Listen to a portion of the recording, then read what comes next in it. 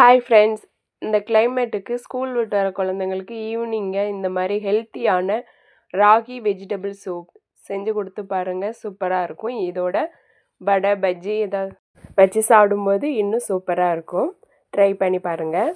இப்போ ragi vegetable soup எப்படி செய்யலான்னு பார்க்கலாமா? இதுக்கு ஒரு வடைச்சட்டியில் கொஞ்சமாக பட்டர் சேர்த்துக்கிறேன். இதோட ஒரு 10 பல் பூண்டை நல்லா பொடியாக கட் பண்ணி சேர்த்துருக்கேன்.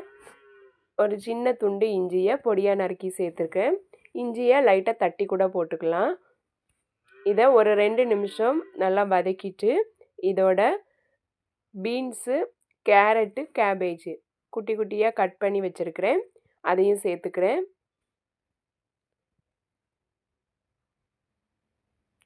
இதில் எந்த வெஜிடபிள்னாலும் சேர்த்துக்கலாம், நம்மளுக்கு பிடிச்ச மாதிரி. இந்த காய்கறியை ஒரு 5 மினிட்ஸ் லோ ஃப்ளேமில் நல்லா வதக்கி விட்டுக்கிறேன். காய்கறி நல்லா வதங்கினதும் இதோட தேவையான அளவு தண்ணி சேர்த்துக்கிறேன். ஒரு சின்ன தக்காளியில் ஒரு அரை தக்காளி சேர்த்துக்கிட்டேன். அது சொல்ல மறந்துட்டேன், அதையும் சேர்த்துக்கோங்க. சேர்த்து ஒரு 2 நிமிஷம் வதக்கிட்டு அதுக்கப்புறமா தேவையான அளவு தண்ணி சேர்த்து தேவையான அளவு உப்பு சேர்த்து நல்லா கொதிக்க விட்டுக்கிறேன்.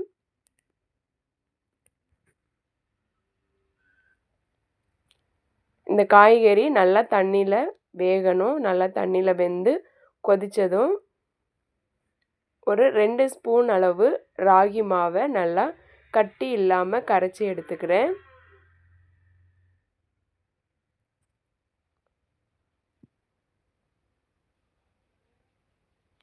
கரைச்சி எடுத்த இந்த ராகி மாவை கொதிச்சுட்டு இருக்கிற இந்த வெஜிடபிளோடு சேர்த்து நல்லா மிக்ஸ் பண்ணி விட்டு ஒரு 10 நிமிஷம் நல்லா கொதிக்க விட்டுக்கிறேன். அப்போ தான் ராகி மாவு நல்லா வெந்து பச்சை வாசனை இல்லாமல் இருக்கும்.